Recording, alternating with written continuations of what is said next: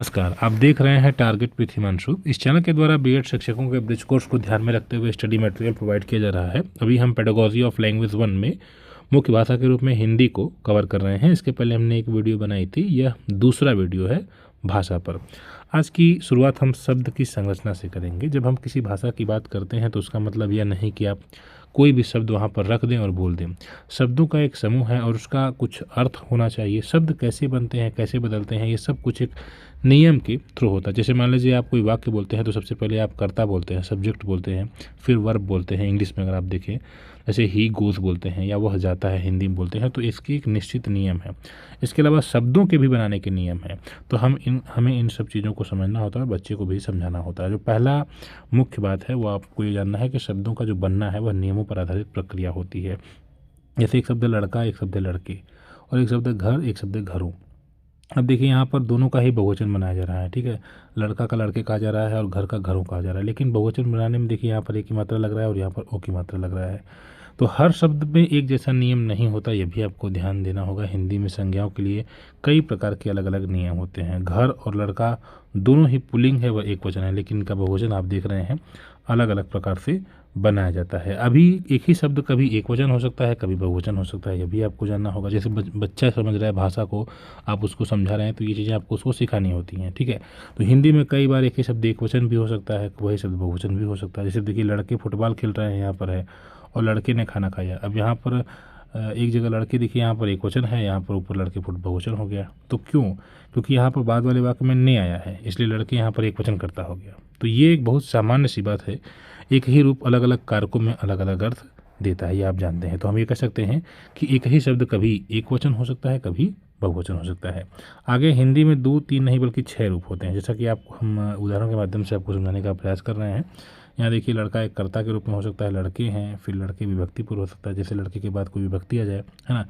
और लड़कों बहुवचन विभक्ति भी हो सकता है, लड़के संबोधन के रूप में आए, और फिर उसी प्रकार से लड़कों संबोधन। अब देखिए इच्छाओं के उदाहरण भी आप देख लीजिए और बेहतर तरीके से आपको समझ में आ जाएगा। जैसे लड़का खेल रहा है, अब देखिए यहाँ पर जो लड़का है एक कर्ता के रूप में अकेले यूज़ हो रहा है, ठीक है। अब लड़के खेल रहे हैं, यहाँ पर कई लड़के हैं, बहुवचन के रूप में कर्ता। अब यहाँ देखिए लड़के ने खाना खाया, यहाँ पर एक वचन तो है, लेकिन यहाँ पर विभक्ति यहाँ पर नहीं लगी हुई है, ठीक है। तो क्योंकि नहीं हो गया लड़के ने, अब यहाँ पर लड़कों ने खाना खाया, लड़कों बहुवचन है, नहीं लगा हुआ है। उसके बाद देखिए ओ लड़के इधर आ, यहाँ पर संबोधन एक वचन है, ओ लड़कों इधर आओ, यहाँ पर संबोधन बहुवचन। इस प्रकार से आपने देखा कि 6 अलग अलग प्रकार से एक ही शब्द को यूज किया जा रहा है। तो ये हमको समझ कर चलना है कि जो हिंदी है उसमें अलग अलग प्रकार से शब्दों का यूज़ होता है, कई कई रूप उसके होते हैं, ठीक है। अब देखिए शब्द निर्माण कैसे होता है। संज्ञा से हम विशेषण बनाते हैं। जैसे रैन है तो आप इंग्लिश में पढ़ते हैं तो रैन से रैनी बनाते हैं, फन से फनी बनाते हैं, सन से सनी बनाते हैं। तो उसी प्रकार से आप अंग्रेजी में भी सरकार से सरकारी बनाते हैं, बैगन से बैंगनी, अपराध से अपराधी, है ना। जैसे वह अपराध मान लीजिए एक शब्द है अपराधी प्रवृत्ति, अपराधी एक एडजेक्टिव आपने बना दिया, विशेषण बना दिया। तो हम ये समझ रहे हैं कि एक ही शब्द में कुछ अक्षर को हम जोड़कर विशेषण बना देते हैं, नया शब्द बनाते हैं। तो शब्द निर्माण इस प्रकार से भी होता है। तो निष्कर्ष के रूप में देखिए फ्रेंड्स, हम ये कह सकते हैं कि हिंदी में शब्दों की संरचना नियमों से बनती है और बदलती है, ठीक है। एक ही शब्द अलग अलग वाक्यों में अलग अलग अर्थ दे सकता है। हिंदी में हर संज्ञा के समानांतर 6 रूप होते हैं। शब्द निर्माण में कई बार ई जोड़कर विशेषण बनाया जाता है। तो इस प्रकार से आपने इसको समझ लिया कि शब्दों का निर्माण किस प्रकार से होता है हिंदी में। अब हम वाक्य संरचना पर आ जाते हैं। वाक्य किस प्रकार से बनता है देखिए। अब वाक्यों में भी आपस में इसी तरह से जोड़ा जाता है, जैसे कर्ता क्रिया का संबंध होता है। जैसे लड़के खेल रहे हैं, अब देखिए यहाँ पर लड़के हैं तो लड़के के अनुसार आपने है कह दिया। अगर यहीं पर लड़का रहता तो क्या आप हैं कहते? नहीं। तो लड़का खेल रहा है हो गया। ओ लड़के, ओ लड़कों, ठीक है। अब देखिए लड़की खेल रही है, अब लड़कियाँ खेल रही हैं हो गया। तो आप ये देखिए कर्ता और क्रिया का संबंध होता है। जब वाक्य बनाया जाता है तो उसमें सब्जेक्ट का बड़ा इफेक्ट होता है वर्ब पर। इंग्लिश में भी यही होता है। जैसे मान लीजिए कि अगर सब्जेक्ट सिंगुलर है, जैसे मान लीजिए लिखा है ही, तो ही लिखेंगे आप तो लिखेंगे गोज, ठीक है। और वही लिख देंगे दे, तो अब दे के साथ लिखेंगे गो। तो कहने का मतलब ये हुआ कि सब्जेक्ट का बड़ा प्रभाव पड़ता है वर्ब पर, ठीक है। इसका आपस में यही संबंध होता है, ठीक है। तो अब देखिएगा अगर कर्ता का जो लिंग है, ठीक है, वचन है और पुरुष है, इसका प्रभाव पड़ता है, ठीक है। लड़का खेल रहा है, अब देखिए लड़का को अपने लड़की कह दिया तो रहा है का रही है हो गया, यानी कि आपने लिंग बदला तो देखिए यहाँ पर रहा से रही हो गया, शब्द में की संरचना में परिवर्तन हो गया। लड़के खेल रहे हैं, अब यहाँ पर लड़कियाँ खेल रही हैं हो गया। तो तो इस प्रकार से आप देख रहे हैं कि हम लिंग बदल दें, वचन बदल दें या पुरुष बदल दें तो हम वर्ब में भी परिवर्तन उसी प्रकार से करते हैं। इस प्रकार हम कह सकते हैं कि क्रिया कर्ता के अनुसार बदलती है। ठीक है। अब दूसरा बात ये भी हिंदी में आपको जानना है, क्रिया कभी कभी कर्ता के अनुसार नहीं भी बदलती है। अब वो कौन सी परिस्थिति है? जैसे लड़के ने खाना खाया, अब लड़कों ने खाना खाया। देखिए यहाँ पर लड़के से लड़कों हो गए, लेकिन यहाँ पर अपने वर्ब को बदला नहीं बदला, तो इसका कारण है यहाँ पर विभक्ति लगी हुई है ने। तो इस कर अब यहाँ पर विभक्ति लगी हुई है तो फिर जो बाद में वाली चीज़ें खाया, खाना, इसके अनुसार वर्ब लगती है। ठीक है। तो ध्यान दें, ने आते ही क्रिया जो है वो ऑब्जेक्ट के अनुसार लगती है। किसके अनुसार? ऑब्जेक्ट के अनुसार, न कि कर्ता के अनुसार। ठीक है। जैसे यहाँ पर लड़के ने खाना खाया, तो अब खाना यहाँ पर जो है जैसे मतलब जो भी लिंग रहेगा उसके आधार पर फिर आप इसका यहाँ पर पुल्लिंग या स्त्रीलिंग, जैसे खाना है तो खाना के साथ खाया लगा दिया। अब अगर रोटी रहता तो रोटी खाई हो जाता। ठीक है। लड़की ने रोटी खाई हो जाता। जैसे यहाँ पर लड़की ने रोटी खाई और लड़के ने चावल खाया। अब देखिए यहाँ पर लड़के लड़की से नहीं मतलब, लड़के लड़के दोनों जगह है, लेकिन रोटी से मतलब है। रोटी स्त्रीलिंग है तो खाई हो गया, चावल पुल्लिंग यहाँ पर खाया हो गया। इस प्रकार से आप देख रहे हैं कि अगर विभक्ति लग जाती है तो फिर कर्ता जो है जो फिर क्रिया है वह कर्ता के अनुसार ना होकर ऑब्जेक्ट के अनुसार होती है, बदलती है। ठीक है। अब देखिए जब कर्ता और कर्म दोनों ही विभक्ति लें, कभी कभी ऐसा होता है दोनों जगह विभक्ति हो जाता है। जैसे लड़के ने लड़की को मारा। ठीक है। लड़की ने लड़के को मारा। अब यहाँ कर्ता के साथ भी ने लगा हुआ है, कर्म के साथ भी को लगा हुआ है। देखिए यहाँ पर को है कि ने है, तो दोनों विभक्ति में है, इसलिए यहाँ पर क्रिया का रूप ही नहीं बदलेगा, क्रिया सामान्य रूप में यूज हो जाएगा। ठीक है। जब मारा, यहाँ पर लिंग वगैरह नहीं बदलेगा, सामान्य रूप से आपने इसको मारा कर दिया, मतलब कि उसका रूप नहीं बदलता है। ठीक है। तो साधारण रूप से आप उसको बना देंगे। अगर कर्ता व कर्म दोनों विभक्ति में है तो क्रिया समान रूप में रहती है। इस बात को भी आप याद रखिएगा। ठीक है। तो निष्कर्ष के रूप में देखिए इसका भी आप समझ लीजिए, कर्ता सामान्य है अगर है तो कर्ता क्रिया के अनुसार बदलती है। आप सभी लोग जानते हैं सामान्य परिस्थितियों में क्या होगा, जो वर्ब है वो सब्जेक्ट के अनुसार बदलती है। अगर मान लीजिए कर्ता में नहीं लगा हुआ है तो क्रिया कर्म के अनुसार बदलेगी। कर्ता और कर्म दोनों के साथ विभक्ति हो तो फिर क्रिया स्थिर रहेगी। ठीक है। तो इस प्रकार से आपने इसको जान लिया। अब हम बात करते हैं समाज संरचना, मतलब बातचीत करते हैं जो, तो वो किस प्रकार से होता है। जैसे अब बच्चा इस विद्यालय में आ रहा है, बातचीत कर रहा है, तो समाज संरचना किस प्रकार से होती है। देखिए उसके भी कुछ नियम होते हैं। सिर्फ शब्द और वाक्य तक सीमित नहीं रहना है आपको। जब दो लोग बात करते हैं तो उसके नियम होते हैं। जैसे एक बच्चा कोई बात कह रहा है तो आप दूसरा बच्चा उसकी बात को सुनता है, फिर वो अपनी बात कहता है। तो समाज संरचना में बातचीत के नियम होते हैं। कुछ नियम समाज में स्वाभाविक रूप से चलते हैं। जब एक व्यक्ति बोल रहा है तो दूसरा उसको बीच में नहीं काटता है। जब बोलने वाले की बात पूरी सुन ली जाए तो अर्थ को सही ढंग से समझ लिया जाए, उसके बाद फिर आगे दूसरा बच्चा या दूसरा कोई व्यक्ति बोलेगा, बीच में ही बोलने लगेंगे तो फिर नियम टूट जाएंगे, गलतफहमियां पैदा होती हैं। तो संवाद की भी संरचना यही होती है कि भाषा सिर्फ शब्द और वाक्य तक सीमित नहीं रहती, आपस में बातचीत करते हैं और अपने उसे कुछ नियम बनाए जाते हैं समाज में। ठीक है। अब दूसरा ये है कि वाक्यों को जोड़ने वाले महत्वपूर्ण शब्द। अब देखिए एक वाक्य है जैसे मैं स्कूल गया, मैं स्कूल नहीं गया। अब इसको मैं बीमार था, अब इसको जोड़ना है दो वाक्यों को, तो हम क्योंकि जोड़ देंगे। तो इसमें यह कि अगर संवाद हो रहा है तो अलग अलग वाक्यों से सिर्फ संवाद नहीं बनाया जाता, कुछ उसमें जो संबंध मतलब जोड़ने वाले जो कुछ शब्द होते हैं जिसको आप कहते हैं संबंध सूचक शब्द या कंजक्शन जिसको कहते हैं। ठीक है। जैसे क्योंकि है, पर है, और है, उसने, वहाँ, फिर ये सब जो है अगर आप वाक्य से हटा देंगे तो अर्थ जो है वह वाक्य का सही से निकलेगा नहीं, पूरा का पूरा संवाद बिखर जाएगा। अब जैसे इन्होंने कहा कि मुझे इसलिए देर हुई क्योंकि ट्रैफिक था। अब अगर आप क्योंकि हटा दें, इसलिए हटा दें, तो मुझे देर हुई ट्रैफिक था, तो ये अर्थ जो है मतलब नहीं निकल रहा है, स्पष्ट नहीं हो पा रहा है, तो पूरा अर्थ ही खत्म हो जा रहा है। इसलिए वाक्यों को जोड़ने वाले महत्वपूर्ण शब्द भी होते हैं, उन पर भी हमें ध्यान देना चाहिए। ठीक है। आगे है संवाद का क्रम भी बहुत जरूरी है। ठीक है। जैसे मैं स्टेशन पर लेट पहुंचा और ट्रेन छूट गई, तो ये मैंने क्या किया, निष्कर्ष बाद में रखा। अगर निष्कर्ष को ही पहले कर देंगे, कारण को बाद में कर देंगे, तो विषय बदल देंगे बीच में, तो संवाद गड़बड़ हो जाता है। ठीक है। जैसे अब कोई भी चीज़ रहेगा, जैसे मान लीजिए ट्रेन छूट गई, मैं स्टेशन पर पहुंचा, तो ये सही नहीं लग रहा है। ठीक है। तो निष्कर्ष पहले नहीं रहता है। ये हमें धीरे धीरे जब बच्चा ये सब मतलब समाज में निकलता है, आपस में बच्चों से बातचीत करता है, अध्यापक के साथ समय गुजारता है, तो ये सारी चीज़ें वो धीरे धीरे सीख लेता है। ठीक है। तो संवाद का क्रम सीख लेता है, कहाँ कैसे बात करना है, कक्षा में संवाद कौशल कैसे विकसित करेंगे। देखिए बच्चों में अध्यापक को क्या करना चाहिए, संवाद कौशल बढ़ाने के लिए देखिए वाद विवाद करना चाहिए बच्चों में। ठीक है। बच्चे आपस में बातचीत करें, समूह चर्चा कराएं, भाषण दें, प्रश्न उत्तर दें, है ना, रोल प्ले करें, किसी की एक्टिंग वगैरह कराएं, नाटक करवाएं, कहानी सुनाने पर जोर दिया जाए, साथी से बातचीत होगा।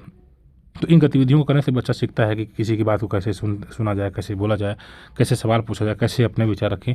तो इस प्रकार से ये जो है एक प्रकार से अध्यापक जो है संवाद कौशल का विकास बच्चों में कर सकते हैं। अब हम देखिए आगे बढ़ते हैं, मानकीकृत भाषा पर आते हैं। देखिए मानकीकृत भाषा क्या है। देखिए जब समाज में बोली जाने वाली कई भाषाओं या बोलियों में से एक भाषा या एक शैली को सही शिष्ट या मानक घोषित कर दिया जाता है ना, तो उसे मानकीकृत भाषा कहा जाता है। जैसे मान लीजिए जिसको ये ज़्यादा महत्वपूर्ण समझ लीजिए, मान लिया जाता है, जैसे मान लीजिए आज के समय में हिंदी पर ज़्यादा जोर दिया था, हमारे संविधान में भी हिंदी का उल्लेख किया गया है, और हिंदी का ही प्रचार प्रसार सरकार के द्वारा भी किया जाता है।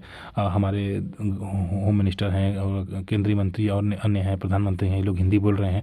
तो कहीं ना कहीं जो अन्य भाषा है, जैसे तमिल में अगर आप कर्नाटक में चले जाएँ, तेलुगु, मतलब इन लोगों की जो भाषा है अगर आप चले जाएँ, तो लोग हिंदी को लेकर बहुत प्रश्न खड़ा करते हैं। उन्हें हिंदी से दिक्कत होती है, हिंदी से उन्हें इसीलिए दिक्कत होती है कि वो मतलब ये चाहते हैं कि जो उनकी भाषा है उसको भी प्रमोट किया जाए। उन्हें ऐसा लगता है कि हिंदी को ज़्यादा प्रमोट किया जाता है, उनको प्रमोट नहीं किया जाता, डिमोट किया जाता है। तो मानकीकृत भाषा का कहीं ना कहीं आप उससे समझने का प्रयास करिए कि जब किसी एक भाषा को ज़्यादा महत्व किया जाता है तो वही हो गई मानकीकृत भाषा। ठीक है, ये निर्णय देखिए अब क्या है कि स्वाभाविक रूप से नहीं लिया जाता है, सत्ता, ताकत और प्रभाव वाले वर्ग द्वारा लिया जाता है। नहीं, जिसका प्रभाव ज़्यादा है वो इसको ले रहा है। और आप जान रहे हैं हिंदी का प्रभाव इसलिए ज़्यादा है कि उत्तर प्रदेश है, बिहार है, जो उत्तर के राज्य हैं, ज़्यादातर लोग एक यूनाइटेड है कि हाँ हिंदी भाषा का यूज़ करते हैं। और हमारी सेंट्रल गवर्नमेंट को भी अगर आप देख रहे हैं तो हम किसी यहाँ पर किसी एक भाषा के लिए वकालत नहीं कर रहे हैं। वर्तमान में जो स्थिति है हम उसको आपको बताने का प्रयास कर रहे हैं। तो जैसे मान लीजिए कुछ समय पहले जब अंग्रेज आए थे तो उस समय अंग्रेजी मानकीकृत भाषा हो सकती थी। तो ये सब कुछ डिपेंड करता है कि कौन किस समय मतलब सत्ता में है। ठीक है, जब मुगल मतलब जब शासन में थे तो उस दौरान कौन सी भाषा थी आप बताएं। उस दौरान क्या हिंदी की भाषा को महत्व दिया जाता था, क्या अंग्रेजी को महत्व दिया जाता था? नहीं, उस समय मानकीकृत भाषा फारसी रही होगी। ठीक है, तो ये कुछ डिपेंड करता है कि कौन सरकार सत्ता में है, किस प्रकार से है, और सब कुछ प्रमोट, ये लोग जिस प्रकार से जिसको प्रमोट करते हैं वही भाषा मानकीकृत भाषा हो जाती है। इसमें 4 चरणीय प्रक्रिया है। ठीक है, देखिए पहला चरण की एक भाषा का चयन होता है। ठीक है, अब एक भाषा का चयन होगा, जैसे कई भाषाएं हैं, ब्रज है, अवधी है, खड़ी बोली हैं, लेकिन मानक वही हो बनेगी जिस पर सत्ता, पैसा या राजनीतिक शक्ति जिसके पास ज़्यादा है। जैसे प्राचीन भारत में सत्ता में ब्राह्मण थे तो संस्कृत को मानक बना दिया गया। मुगल काल में शासक फारसी बोलते थे तो फारसी को बना दिया गया। अंग्रेज आए, अंग्रेजी को मानक बना दिया।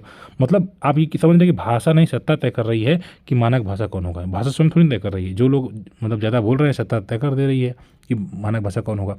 अब दूसरा चरण ये है कि उस भाषा को किस बोली को मानक बनाया जाए। जैसे मान लीजिए हिंदी बोल रहे हैं आप, तो उस हिंदी में ही बोल रहे हैं। अगर आप उत्तर प्रदेश में हैं, अगर आप ईस्ट में चले जाएँ, वेस्ट में चले जाएँ, तो वहाँ की भाषा में बहुत अंतर हो जाएगा।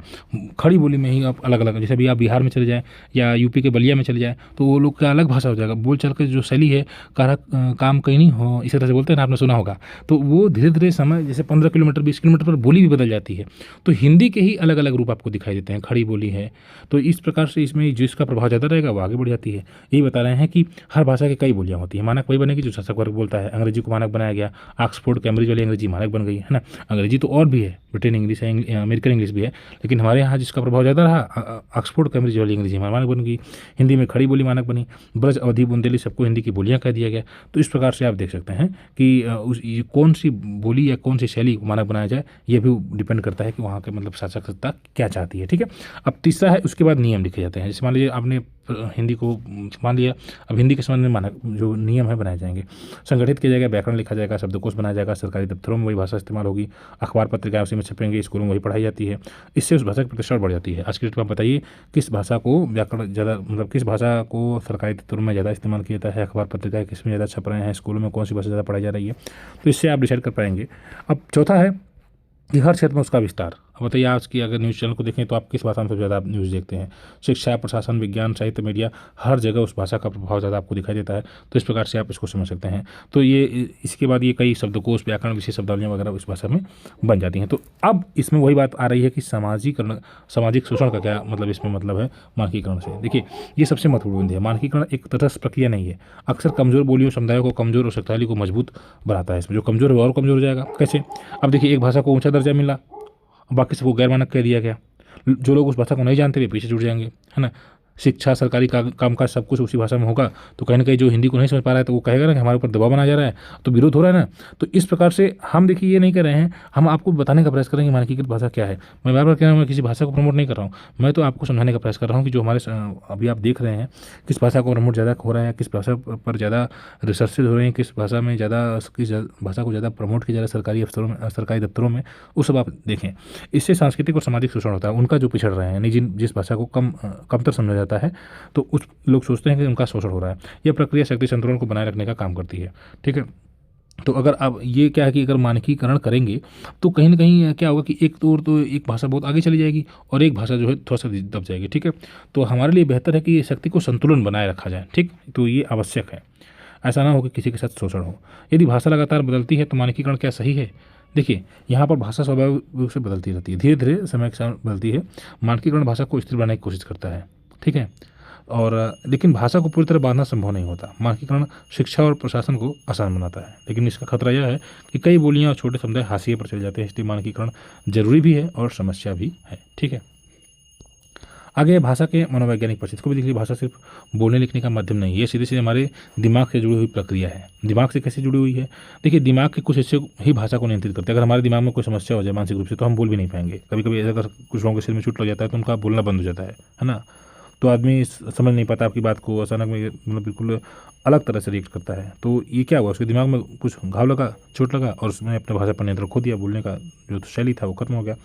तो इससे हम ये कह सकते हैं कि भाषा सिर्फ जुबान से नहीं, दिमाग से संचालित होती है।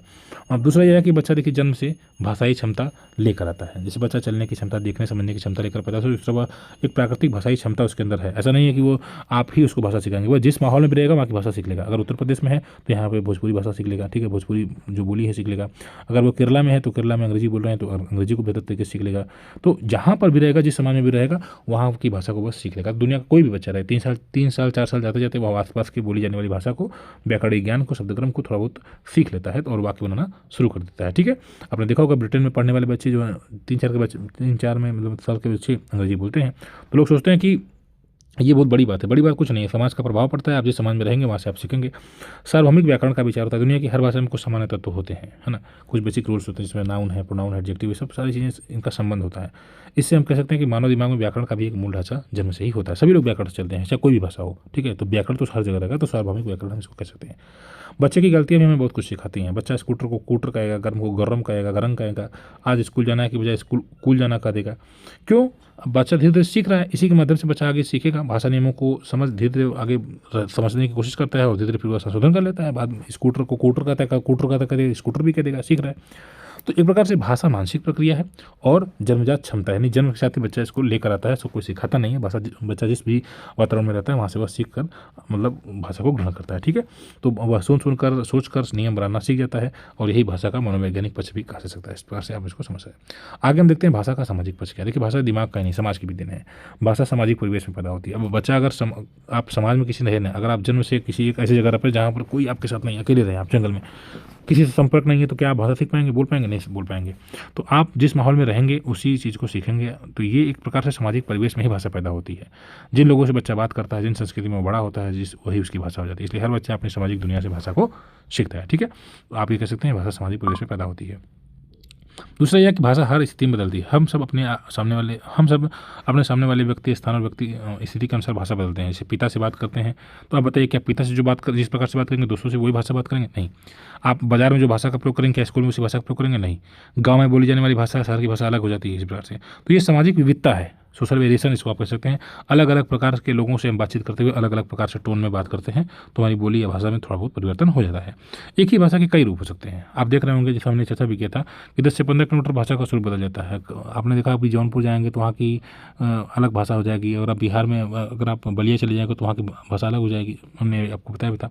तो अलग अलग उनकी जो टोन है बातचीत करने का, ब्रज, अवधी, भोजपुरी, खड़ी बोली, जगह जगह हमारे राज्यों में देखा होगा आपने, अलग अलग भाषाओं का प्रयोग होता है। ठीक है, तो ये सभी हिंदी परिवार की भाषाएं हैं, लेकिन सामाजिक और भौगोलिक विविधता इन्हें अलग करती हैं। ठीक है, आप उसकी बात को सुनेंगे तो आप समझ जाएंगे। अभी गाजीपुर की भाषा देखें तो वहाँ की भाषा बोलने का थोड़ा सा तरीका अलग रहता है, तो उससे आप समझ जाएंगे कि वहाँ के लोग हैं, वहाँ की संस्कृति को समझ जाएंगे आप। तो यही तो हुआ कि भौगोलिक पहचान भी आपकी है एक प्रकार से, कि आप किस क्षेत्र से रहते हैं। समाज की पहचान भाषा से होती है। ठीक है, कोई स्कूल कहता, कोई स्कूल, कोई चकुल कहता, शब्द बोलने का तरीका बता देता है कि व्यक्ति किस क्षेत्र से है। यही हमने आपको बताया है। तो हम कह सकते हैं अंत में कि भाषा सामाजिक उत्पाद है। ठीक है, समाज में जिस समाज में भी रहते हैं उस समाज की भाषा को आप ग्रहण करते हैं। हर समाज अपनी भाषा बनाता है और सामाजिक विविधता जो होती है वही भाषाई विविधता को भी जन्म देती है, और भाषा व्यक्ति की पहचान और समाज के रिश्ते को प्रतिबिंबित करती है। ठीक है, तो फिलहाल इस वीडियो में इतना ही, और ये आपका जो है सेकंड पार्ट हमने कंप्लीट कर दिया। इसका PDF हम आपको व्हाट्सएप ग्रुप में अवेलेबल कर देंगे। ब्रिज कोर्स की बेहतरीन तैयारी के लिए, इस नोट्स के लिए आप इस चैनल को सब्सक्राइब कर सकते हैं। मिलते हैं नेक्स्ट वीडियो में। धन्यवाद।